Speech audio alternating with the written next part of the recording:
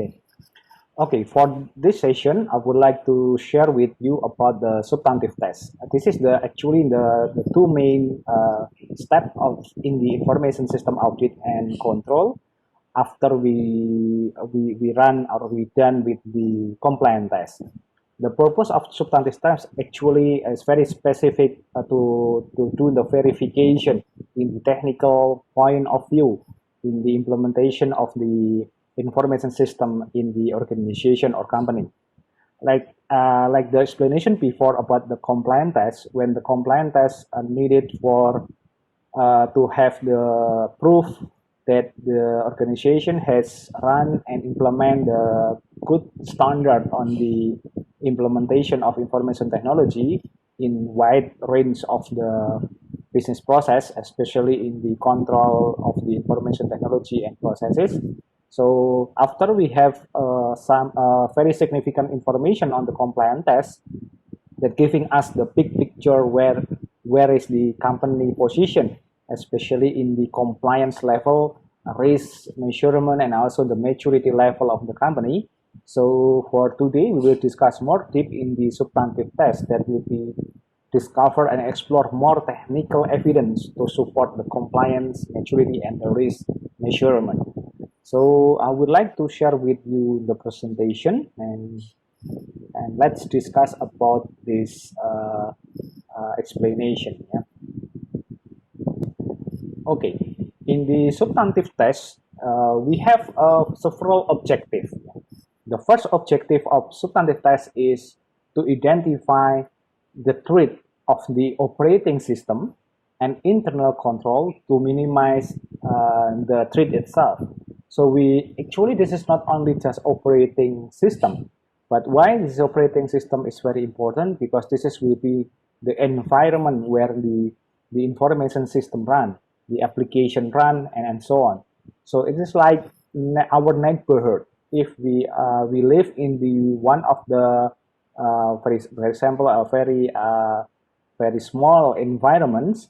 So before we know that the environment is secure or not, so we need to analyze the condition of environment.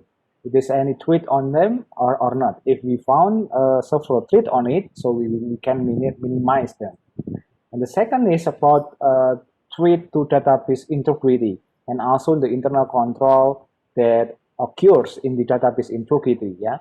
And then the third is risk associated with the electronic commerce and also the internal controls to resume them, and also the exposure that associated with the electronic data interchange and also internal controls. The interesting one of these objectives actually, we not only just focus on the main component of the information system audit, which is operating system, database, electronic commerce, and data interchange, but also each of the internal control that exists in every component. So it confirmed that in the, for example, in the cockpit, we discussed the standard is not only just about the matters of the object of information system, but also about the process to control the risk and value of the component of information system. Yeah, so we not only just focus in the operating system, but also the internal control itself.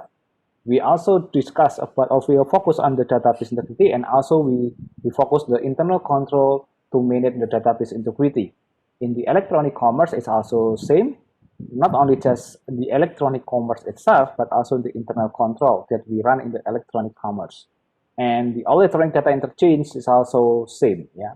The illustration about it is very simple. For example, let's say if we go to the electronic commerce that currently now is very massive in the development and the transaction during the pandemic, for example. So in the electronic commerce, we will see that several electronic commerce or e-commerce platform, they now very curious about the issue of the security, for example, the data security. So they will implement a lot of mechanism to do that one. For example, implement the two-way authentication procedure and so on. So in this case, we will have a two objective on the substantive test that we need to analyze and then to explore more. which is the electronic commerce itself, and the two-way authentication factor that they use to securing the electronic commerce. So this is always the way how the audit or auditors think about the information system audit process. First is always the object, and then the internal control procedure that they use for reduce the information technology, the control. Yeah. So in the substantive test, actually, we have not only just 4, which is the exists in the objective, but at least we have 10 control components need to be addressed for substantive tests. What are they?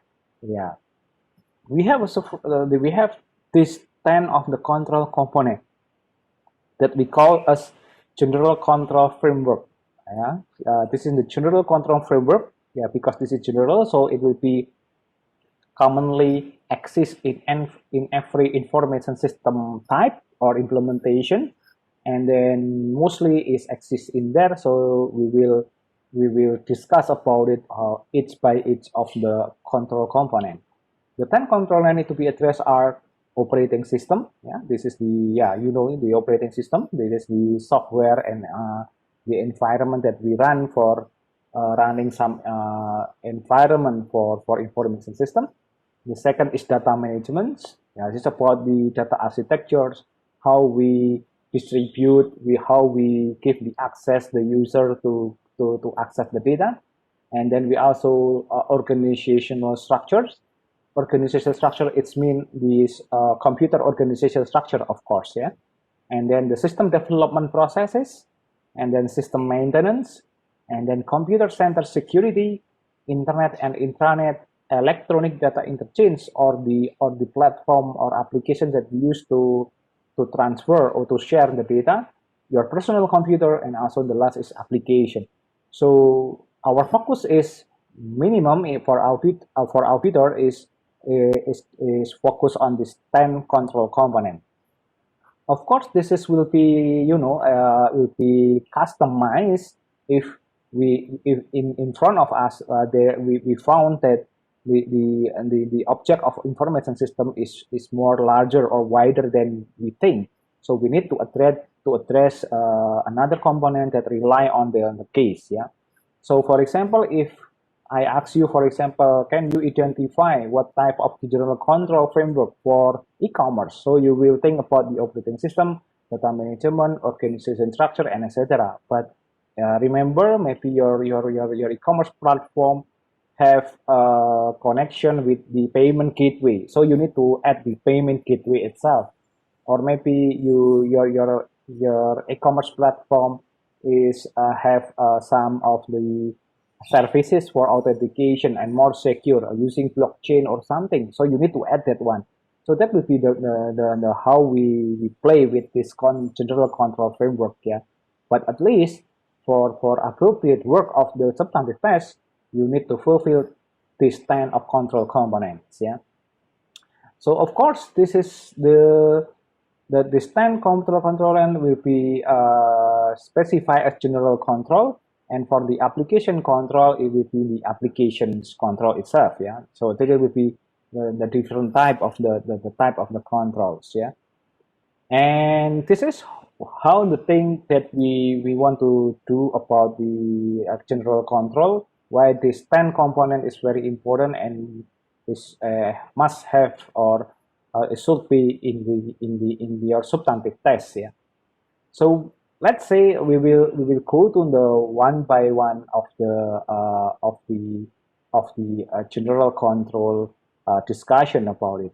But before I continue, I will give you some note that this general control, of course, it will be changed or will be customs if we face a unique information system. For example, I said before like e-commerce, but how if we go to the, like for example, in the cloud environments, development or application, so it will be also different.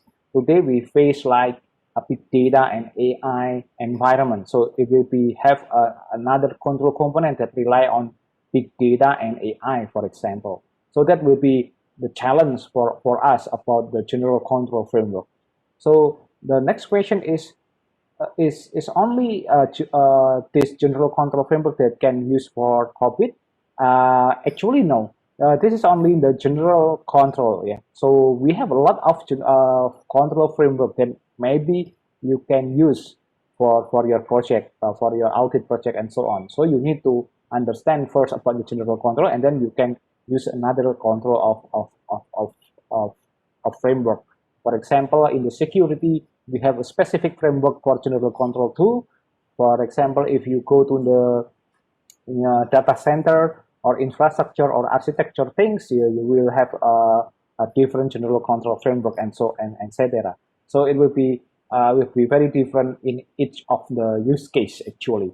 But the most important thing is even it's different general control that we can use, but actually the most important thing is how we understand about how we think to do the analysis for substantive tests. Yeah.